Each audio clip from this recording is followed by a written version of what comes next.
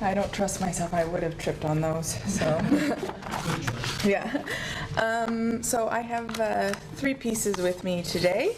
And the best way to kind of describe them is that they're 2 poems about coffee, well, kind of, and 1 about salt, kind of. So the first one is called You Can Have Me, and just to say that in the poem there's also a word in Greek, and that word is flizani, and that word is basically the Greek word for coffee cup.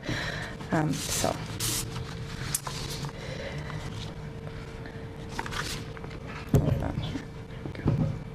You can have me. In the space where coffee and water meet, you can have me, skin and heat. You can decide when it's neat. You can have me, rising with the steam.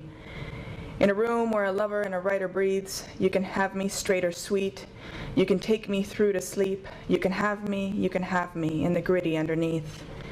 In the middle of loving your personal beast, you can have me be a bitter treat. You can pick at me as though I was a cherry tree. You can have me, in a cup of Greek coffee. In times hot for you and me, at no time discreet. You can have me be your water or your meat. You can go down on me. You can have me, captured in the gravity. In between the catalyst and the chemistry, you can have me blood and feet. You can bend me at the dirty knees. You can have me, in the fortunes from a coffee reader's seat. In the end, laid and baring teeth, you can have me, kissing and complete. You can leave me, sticky with the sheets. You can have me, yes, you can have me, clinging like grinds to the insides of the flizani.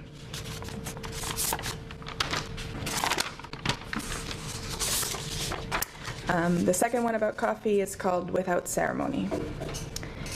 Greek coffee turns the cup into a sort of earth, the kind for digging graves into. Her tongue breaks the surface like the word yes, spoken to break the silence, the sound of skin breaking. The dirt of grinds that never settle to the bottom are not interested in telling her the future.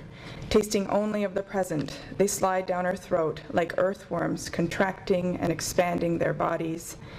It feels like being buried alive. Sometime later it will hit her like the word no, spoken instead of yes.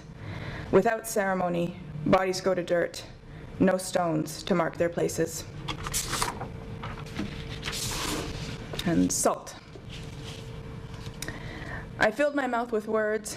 They sat on my tongue waiting for you to draw them out with your mouth, the way the tide pulls on grains of sand. I would have given them all to you, like sand giving way to salt in every wave. I told people that your smell was like a bee, buzzing up one nostril, then flying into the other, as though my nose were a flower in need of sex. They were concerned with the amount of salt in my diet. It will lead to delirium, they said. I made myself forget what you look like, your open mouth, your flirting hair, until I saw you again. It gave my eyes a thrill to take in your measurements and feast on a body so fit as if for the first time. For the thrill, from that thrill, I turned to salt.